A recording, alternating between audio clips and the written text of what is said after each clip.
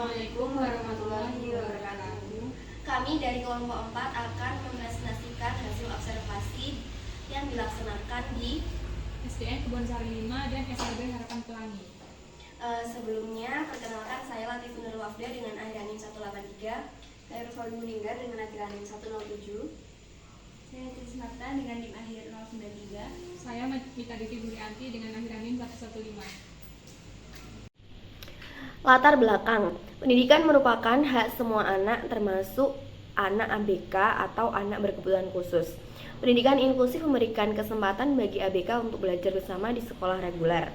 Namun, pelaksanaannya masih menghadapi kendala seperti kurangnya kompetensi guru dalam menangani kebutuhan khusus dan terbatasnya sarana pembelajaran yang adaptif. Nah, sebaliknya, sekolah luar biasa atau SLB itu menyediakan layanan yang lebih sesuai dengan kebutuhan ABK melalui guru terlatih, rasio siswa yang lebih kecil, serta kurikulum dan media pembelajaran yang terstruktur. Nah, observasi ini bertujuan untuk menganalisis perbedaan layanan pendidikan ABK di sekolah inklusi dan SLB melalui observasi di SD Negeri Kebonsari 5 dan SLB Harapan Pelangi. Tujuan observasi yaitu yang pertama mendeskripsikan layanan pendidikan bagi ABK pada sekolah inklusi dan SLB. Yang kedua itu menganalisis strategi pembelajaran yang digunakan guru dalam menangani peserta didik ABK. Untuk yang ketiga itu mengidentifikasi hambatan dan dukungan yang mempengaruhi efektivitas layanan pendidikan. Untuk yang terakhir itu membandingkan kesiapan sekolah inklusi dan SLB dalam melayani ABK. Untuk metodenya sendiri kami memakai dua metode. Yang pertama itu observasi secara langsung. Jadi kami mengamati proses pembelajaran, interaksi guru dan murid, strategi pembelajaran, perilaku ABK, serta kondisi ruang kelas. Nah, untuk metode yang kedua itu kami melakukan wawancara semi terstruktur dan dokumentasi. Dilakukan kepada guru kelas dan guru pendamping SLB untuk memahami perencanaan pembelajaran, tantangan, dan solusi. Untuk dokumentasinya sendiri itu berupa foto, catatan lapangan, dan dokumen akademik. Selanjutnya hasil observasi. Yang pertama ada kondisi ABK di SD Negeri Kebonsari 5. Hasil observasi menunjukkan bahwa peserta didik autis yang diamati memiliki hambatan komunikasi yang sangat berat. Anak tidak dapat berbicara sehingga komunikasi verbal tidak dapat dilakukan. Perilaku yang muncul berupa berlari-lari di kelas, namun dapat tenang jika ditenangkan guru. Pembelajaran tidak menggunakan media khusus karena sekolah tidak memiliki sarana adaptif. Guru fokus menjaga ketenangan siswa dan memastikan ia tetap berada di kelas. Tugas akademik yang diberikan secara sederhana dan dikumpulkan di akhir semester untuk memantau perkembangan. Selanjutnya adalah layanan ABK di SD Negeri Kebonsari 5. Yang pertama ada pembelajaran berlangsung secara adaptif sesuai kondisi kelas. Proses pembelajaran tidak mengikuti satu pola tetap, tetapi disesuaikan dengan dinamika yang muncul di kelas. Guru menyesuaikan metode, tempo, dan bentuk kegiatan berdasarkan kebutuhan siswa saat itu, termasuk ketika ada siswa yang memerlukan perhatian khusus. Adaptasi ini dilakukan secara spontan maupun terencana, sehingga pembelajaran dapat tetap berjalan secara efektif meskipun kondisi kelas berubah-ubah. Yang kedua, ada guru menjadi kunci utama dalam mengkondisikan kelas dan memberi arahan. Karena tidak ada dukungan pendamping khusus, guru memegang peran sentral dalam menjaga suasana kelas tetap kondusif. Guru harus mengelola perilaku siswa, mengatur interaksi, serta memastikan semua peserta didik memahami instruksi. Peran guru juga mencakup pemberian arahan yang jelas, penyesuaian strategi ketika muncul hambatan, dan pengambilan keputusan cepat untuk menjaga ritme belajar. Yang ketiga ada tidak tersedia guru pendamping khusus atau GPK. Ketiadaan GPK membuat guru kelas harus menangani seluruh kebutuhan siswa, termasuk siswa berkebutuhan khusus. Hal ini menambah beban guru baik secara fisik maupun emosional. Guru tidak ada tenaga profesional tambahan yang dapat memberikan intervensi atau dukungan khusus selama proses pembelajaran berlangsung. Guru belum mendapatkan pelatihan pendidikan inklusif dari dinas. Guru mengajar tanpa bekal kompetensi formal tentang strategi pendidikan inklusif. Mereka belum mendapatkan pengetahuan yang memadai mengenai pendekatan pembelajaran diferensiatif, manajemen perilaku, strategi komunikasi untuk siswa berkebutuhan khusus, maupun teknik asesmen yang lebih sesuai. Kondisi ini membuat guru harus mengandalkan pengetahuan dasar yang mereka miliki atau mencari informasi secara mandiri. Yang kelima, ada sarana pembelajaran khusus belum tersedia. Fasilitas atau alat bantu yang mendukung pembelajaran inklusif seperti media visual khusus, alat bantu komunikasi, kursi ergonomis, atau materi multisensori belum tersedia di sekolah. Akibatnya, pembelajaran cenderung berlangsung dengan fasilitas umum yang mungkin kurang efektif bagi siswa yang membutuhkan dukungan khusus. Ketiadaan sarana ini membuat guru harus berkreasi sendiri dan memodifikasi alat yang ada. Yang keenam, ada dukungan orang tua sangat baik dan konsisten. Meskipun sekolah memiliki keterbatasan, orang tua memberikan dukungan penuh terhadap perkembangan anak. Mereka aktif berkomunikasi dengan guru, terbuka terhadap masukan, dan turut membantu menguatkan pembiasaan atau latihan di rumah. Konsistensi orang tua menjadi faktor penting yang membantu mengimbangi keterbatasan fasilitas maupun tenaga pendamping di sekolah. Yang ketujuh, guru mengandalkan empati, pengalaman personal, dan improvisasi. Dalam situasi minimnya pelatihan dan fasilitas, guru bertumpu pada kepekaan emosional untuk memahami kebutuhan siswa. Pengalaman pribadi dalam mengajar bertahun-tahun sebelumnya menjadi modal utama dalam mengambil tindakan. Guru juga sering melakukan improvisasi baik dalam metode mengajar maupun menggunakan media, agar pembelajaran tetap nyaman, menarik, dan dapat dijangkau oleh semua siswa. Pendekatan ini menunjukkan komitmen dan fleksibilitas guru untuk memberikan layanan terbaik meski dengan keterbatasan. Selanjutnya, kondisi ABK di SLB Harapan Pelangi. Yang pertama ada tunanetra atau low vision. Siswa dengan low vision masih memiliki kemampuan melihat, tetapi sangat terbatas dan membutuhkan dukungan visual tertentu. Seperti latihan menyalin berulang yang membantu siswa mengenali bentuk huruf dan kata secara lebih stabil. Pengulangan juga melatih koordinasi mata tangan serta memperkuat ingatan visual yang lemah. Lalu dengan posisi duduk dekat papan membuat siswa lebih mudah melihat tulisan, gambar, dan demonstrasi guru. Pengaturan posisi ini membantu mengurangi kelelahan mata dan meningkatkan fokus pada materi. Yang kedua ada tunagrahita. Biasanya membutuhkan pendekatan pembelajaran yang lebih sederhana dan konkret karena kemampuan berpikir abstraknya terbatas. Dengan pembelajaran konkret yang efektif, misalnya menggunakan benda nyata, contoh kehidupan sehari-hari atau aktivitas langsung.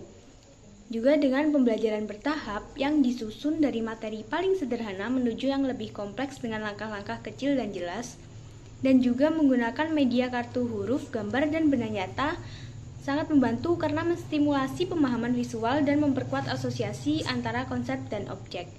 Yang ketiga ada autis. Siswa autis memiliki pola perilaku komunikasi dan interaksi sosial yang unik sehingga membutuhkan struktur pembelajaran yang konsisten seperti instruksi visual dengan jadwal bergambar, kartu langkah kerja, dan simbol sangat membantu karena banyak siswa autis lebih mudah memahami informasi visual daripada verbal. Lalu dengan struktur yang konsisten membuat siswa merasa nyaman, perubahan mendadak dapat menimbulkan kecemasan. Lalu yang selanjutnya ada tunarungu. Siswa tunarungu umumnya memiliki kecerdasan normal, tetapi kesulitan dalam menerima informasi melalui suara. Mereka mengandalkan komunikasi visual seperti membaca gerak bibir, ekspresi wajah, atau bahasa isyarat jika menguasainya. Selanjutnya ada layanan ABK di SLB Harapan Pelangi. Yang pertama yaitu pembelajaran sangat terstruktur dan individual. Di SLB Harapan Pelangi, proses belajar dirancang dengan struktur yang jelas dan berurutan.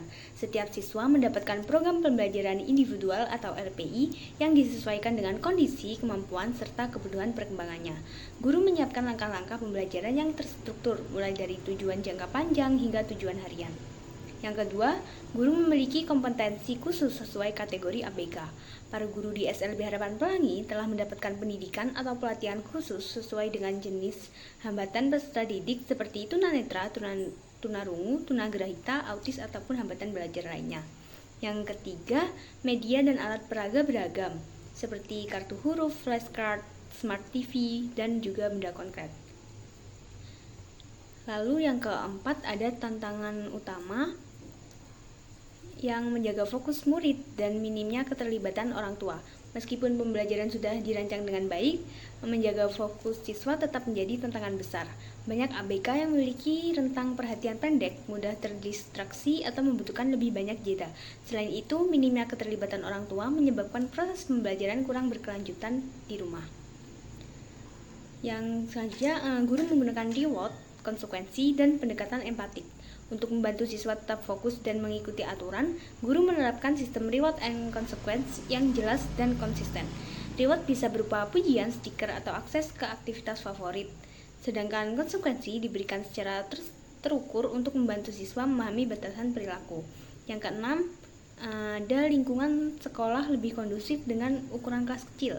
Kelas yang kecil memungkinkan guru memberikan perhatian lebih intensif pada setiap siswa. Interaksi antara guru dan siswa menjadi lebih dekat, suasana lebih tenang, dan pengawasan lebih mudah dilakukan. Ruang kelas juga diatur agar minim distraksi dan sesuai kebutuhan sensorik siswa, sehingga proses pembelajaran berlangsung lebih efektif. Lingkungan yang kondusif ini menjadi salah satu faktor penting keberhasilan layanan ABK di SLB.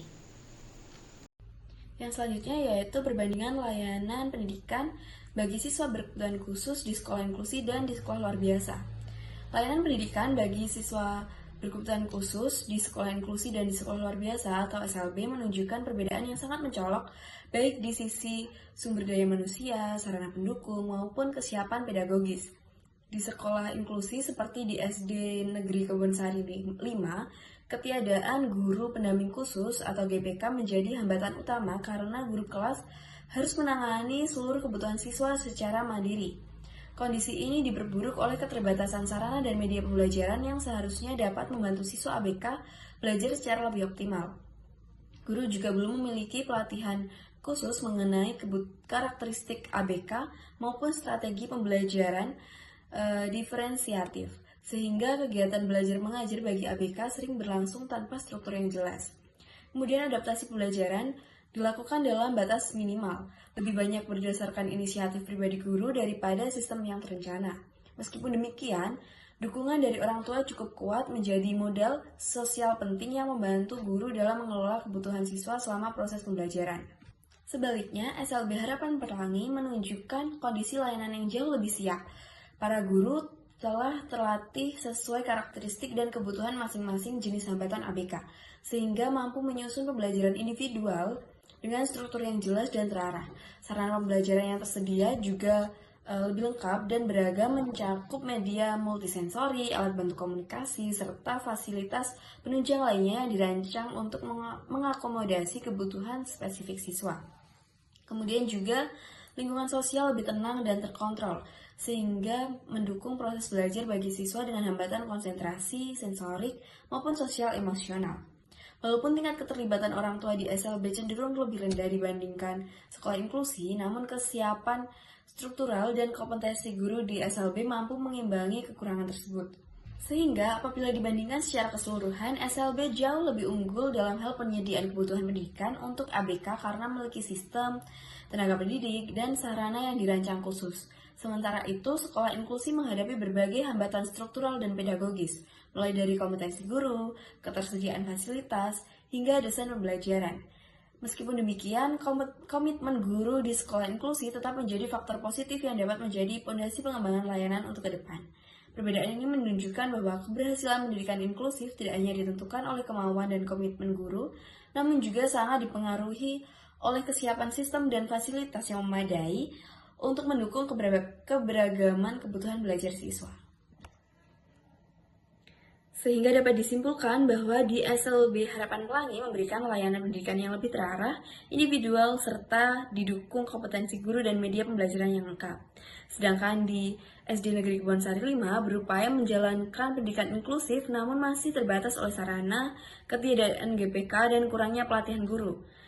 Dan juga pendidikan inklusif dapat berjalan baik apabila didukung oleh pelatihan guru secara berkelanjutan dan sarana-prasarana serta media pembelajaran adaptif, kolaborasi intensif antara sekolah dengan orang tua, dan penerapan program pendidikan individual atau IAP. Sehingga dapat disimpulkan bahwa di SLB Harapan Pelangi memberikan layanan pendidikan yang lebih terarah, individual, serta didukung kompetensi guru dan media pembelajaran yang lengkap. Sedangkan di SD Negeri Kebonsari 5 berupaya menjalankan pendidikan inklusif namun masih terbatas oleh sarana, ketiadaan GPK, dan kurangnya pelatihan guru. Dan juga pendidikan inklusif dapat berjalan baik apabila didukung oleh pelatihan guru secara berkelanjutan dan sarana prasarana serta media pembelajaran adaptif, kolaborasi intensif antara sekolah dengan orang tua, dan penerapan program pendidikan individual atau IEP. 3. Sekian presentasi dari kelompok kami, kurang lebihnya mohon maaf. Wassalamualaikum warahmatullahi wabarakatuh.